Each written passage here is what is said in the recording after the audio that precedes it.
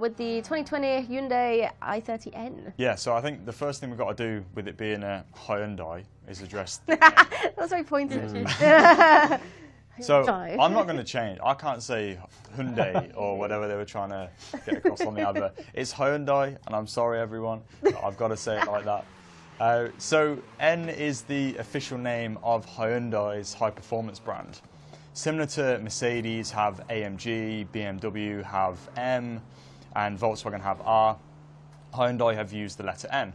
And there are a few reasons for that. The first one is Namyang, which is a district in South Korea, and it's the home of their Global Research and Development Center.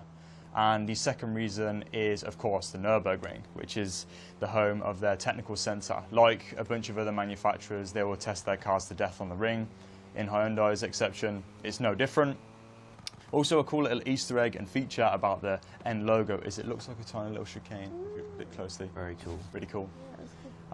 So N was started all the way back in 2012, and when Hyundai decided to build this high-performance brand, they went about and recruited some of the best talent in the industry at that point in time. So they managed to get a chap called Albert Biermann, who was the boss of the BMW M division, and he was responsible for some of the most iconic BMW M cars, like the E46 M3 and the E30N M5. So perfect man for the job. Also hired a guy called Klaus Costa as well, who was really high up at Mercedes AMG. So it wasn't just those two, they hired a bunch of other really amazing talent as well, and they've got the best recipe I think they could have at that point in time to go and make the Hyundai M brand as good as it is today. So this is one of their offerings. As we say, it's the 2020 Hyundai i30N. This is actually the facelifted version. We've first seen an i30N all the way back in 2017. And normally with a midlife facelift, there'll be some quite subtle changes on the car, but there's actually some pretty drastic changes with this one. Got a redesign tail lamp unit, headlamp unit, the exhaust tips are bigger. If you look at the front bumper as well, you see those sort of three slits.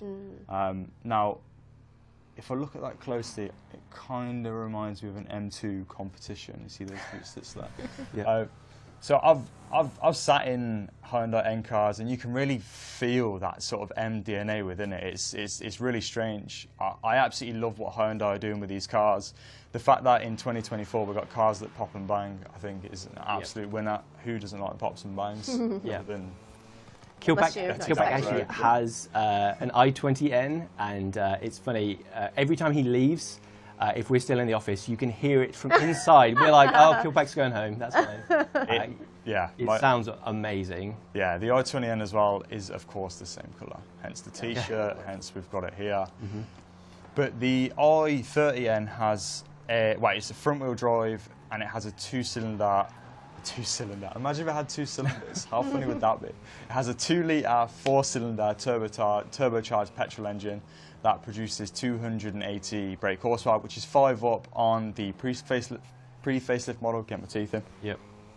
And it's also up 39 Newton meters in the torque figure as well, bringing it up to 392.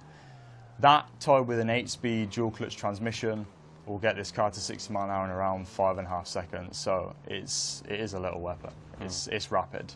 You can get it in the real world in a manual as well. If I was to buy one, I'd probably get the manual. But there's no doubt the capability of the DCT around the track, and day to day would be a lot faster. But love the car and love the colour. Yes, you that can tell. much is obvious. Yeah.